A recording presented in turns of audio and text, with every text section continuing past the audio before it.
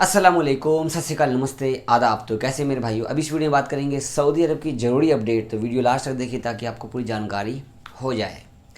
तो आज है 27 जून और आज आपको सबसे पहले आपको शेयर करना चाहूँगा, जवाज़ात की तरफ से बताया गया है कि एप्सर अकाउंट पे जो कोड आता है ओटीपी वगैरह, वो ओटीपी वगैरह फेक जनरेट किया जा रहा है। इसकी वजह से शायद आपका अकाउंट या आपका बैंक अकाउंट हैक हो सकता है या फिर आपकी सारी जो पर्सनल इन्फॉर्मेशन है वो हैकर तक जा सकती है। उर्दू न्यूज़ की स्क्रीनशॉट मैं आपको शेयर कर रहा हूँ, यहाँ पर देख सकते हैं। एप्सर सेवा और प्रबंधन ने कहा है कि उपयोगकर्ता जो लोग उपयोग करता है उनको कोई भी हैकर्स मैसेज करके उनको एसएमएस के द्वारा बताते हैं कि आपका इतना पेमेंट आ गया, इस लिंक पर क्लिक करें, इसको भरें, तो वैसे में आपका सारा इन्फॉर्मेशन उनके पास चला जाएगा। किसी भी लिंक पे क्लिक करके आप कभी भी अपना जो बैंक का इन्फॉर्मेशन है उसे शेयर ना करें, क्योंकि आपका पैसा शायद आपके बैंक से निकल जाए। अगली अपडेट बात करते हैं सऊदी अरब में कोरोना की दवा के बारे में। जैसा कि आप सबको पता है कि कोरोना की दूसरी डोज लगनी शुरू हो गई है, तो उर्दू न्यूज़ की स्क्रीनशॉट मैं आपको यहाँ पर शेयर कर रहा हूँ।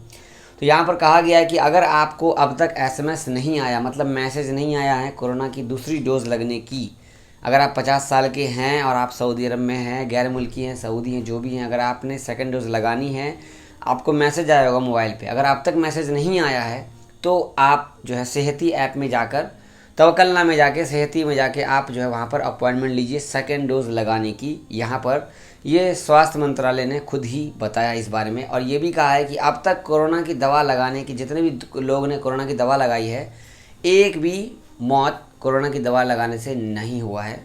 ठीक है, कोविड से हुआ है, कोरोना की दवा लगाने के बाद कोई भी मौत नहीं हुई है। यहाँ पे आपको ये बात तो पता है कि भाई सऊदी अरब में जो गवर्नमेंट है वो कभी भी झूठ नहीं बोलती है। जो भी अपडेट आता है मैं आपको वहाँ पे यही बताता हूँ। अगली अपडेट बात करते हैं सऊदी अरब के हज और उम्रा के बारे में। तो यहाँ पर कहा गया, जैसा कि आपको पता है कि इस साल 60,000 सऊदी के लोग ही, इंडियन हो, पाकिस्तानी हो, बांग्लादेशी हो, जो भी सऊदी अरब के लोग हैं या सऊदी में रहते हैं वही लोग हज करेंगे इस साल। बाहर के लोगों का कोई भी इस बार सिस्टम हज का नहीं किया गया है।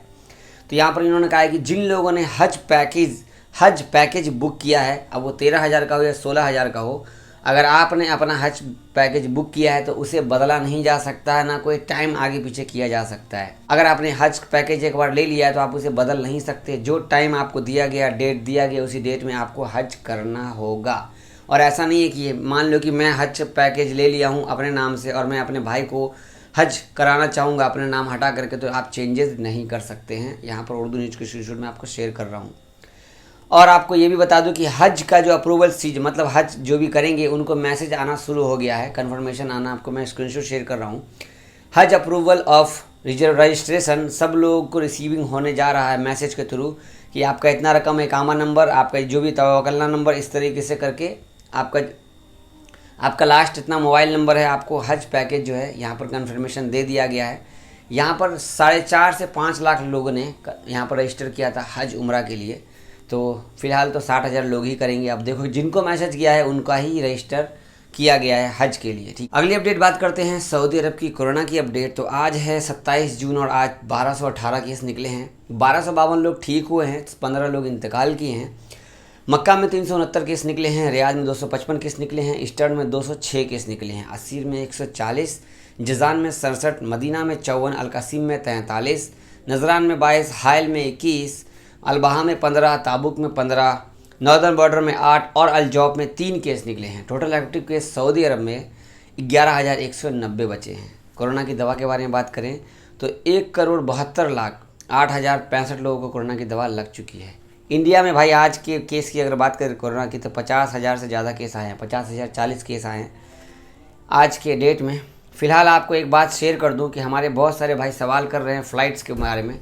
तो मेरे पास में फ़्लाइट्स का कोई अपडेट है नहीं जो मैं आपको शेयर करूं, और सऊदी अरब से भी कोई भी अपडेट आ नहीं रहा है फ़्लाइट्स का जो मैं आपको बताऊं। इंडियन एम्बेसी वाले 2-3 बार मीटिंग किए, जगा दिए, फिर जाकर सो गए, तो भाई कोई भी अपडेट नहीं दे रहे हैं फ़्लाइट्स के रिगार्डिंग। तो आप लोग मुझे कमेंट करें, जावेद भाई इंडिया से सऊदी अरब की फ़्लाइट कब खुलेगी। तो आपको ये भी मालूम है कि इंडिया से जो फ़्लाइट है, इंटरनेशनल फ़्लाइट बैन है 30 जून तक के लिए।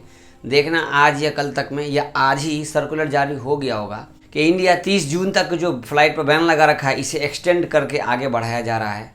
तो देखना आजकल में अपडेट आ जाएगा आपको, क्योंकि आज 27 हो गया है तो अपडेट आ जाएगा। DGCA का जो है ट्वीट आ जाएगा कि फ़्लाइट पर सस्पेंड का सिस्टम बढ़ाया जा रहा है। तो फिलहाल अभी फ़्लाइट्स का कोई भी अपडेट नहीं है। इंडिया में हैं आप और आप दूसरे देश से सफ़र करके सऊदी अरब आना चाहते हैं, तो फ़िलहाल यहाँ पर अभी मैं कोई भी आपको बात नहीं शेयर कर सकता कि आप कैसे आओगे, लेकिन इतना बोलूँगा कि मेडिकल के जो लोग हैं वो वाया केरला, मतलब केरला से मेडिकल के लोग आ रहे हैं सऊदी अरब। अगर आप आना चाहेंगे तो केरला में किसी न किसी से कांटेक्ट कीजिए। मेरे पास में कोई भी, मैं खुद कोशिश कर रहा हूँ कांटेक्ट करने की, कोई कांटेक्ट नंबर दे दे, कुछ दे दे, ताकि मैं आप लोगों तक पहुँचा दूँ। मेडिकल स्टाफ के जो भी मेडिकल के स्टाफ हैं वो लोग जो है आपको चार्टर फ्लाइट बुकिंग करके सऊदी अरब आ रहे हैं, ठीक है। तो उन लोगों के साथ में बहुत सारे लोग आए हैं डायरेक्ट इंडिया से, कोई क्वारंटाइन नहीं, पता है। तो पता नहीं ये क्या सिस्टम है, कैसे हो रहा है। अगर कोई इस बारे में जानता हो तो मुझे ईमेल करके ज़रूर बताइए। अब आपको एक और बात शेयर कर दूं, हमारे बहुत सारे भाई परेशान थे, तो एक ट्वीट है जो मैं आपको यहाँ पर शेयर नहीं करूँगा क्योंकि मुझे पता नहीं वो ट्वीट कहाँ गया, ढूंढने की बहुत कोशिश किया। लेकिन मैंने एक वीडियो देखी किसी की, एराज भाई की, तो उन्होंने कहा एक वीडियो में कि सऊदी गवर्नमेंट की तरफ से ट्वीट करके बताया गया है कि जिन लोगों पर बोलते हैं ना कफील लोग, जो सैलरी रोक लेते हैं, टाइम से सैलरी नहीं देते हैं, परेशान करते हैं, खासकर सैलरी की जो बात है, अगर टाइम से वो सैलरी नहीं देंगे तो 5,000 रियाल उनको कफील लोगों को जुर्माना लगाया जाएगा। अगर कंपनी वाले भी सैलरी टाइम पर नहीं देंगे तो उनको भी जुर्माना लगाया जाएगा, ठीक है। तो ये एक अच्छी चीज़ है कि भाई जो भी गैर मुल्की है, जैसे कंपनी में काम करते तो हम लोग को सैलरी रोक लेते हैं। हाउस ड्राइवर में कितने लोगों को सैलरी मिलता ही नहीं है, बहुत परेशान हो जाते हैं। हालांकि बहुत सारे लोगों का कफील अच्छा भी होता है, बहुत सारे लोगों का कफील अच्छा नहीं होता है। वही हाल मेरा था, मेरा भी कफील बहुत अच्छा था। लेकिन आप लोगों के जहन में ये भी होगा कि भाई जावेद भाई फिर इंडिया गए हो, छुट्टी में गए हो, आप वापस आओगे सऊदी या नहीं आओगे? अगर नहीं आओगे तो क्यों नहीं आओगे, आपका कफील तो अच्छा था। तो इस बारे में बहुत बड़ी बात है जो मैं आपको यहाँ पर तो शेयर नहीं करूँगा, लेकिन अपने व्लॉग वाले चैनल पर शेयर करूँगा, ठीक है। कि मैं सऊदी क्यों नहीं जाऊँगा जबकि मेरा कफील बहुत अच्छा था। लेकिन उसमें भी एक न एक क्वेश्चन मार्क ज़रूर होता है, ठीक है।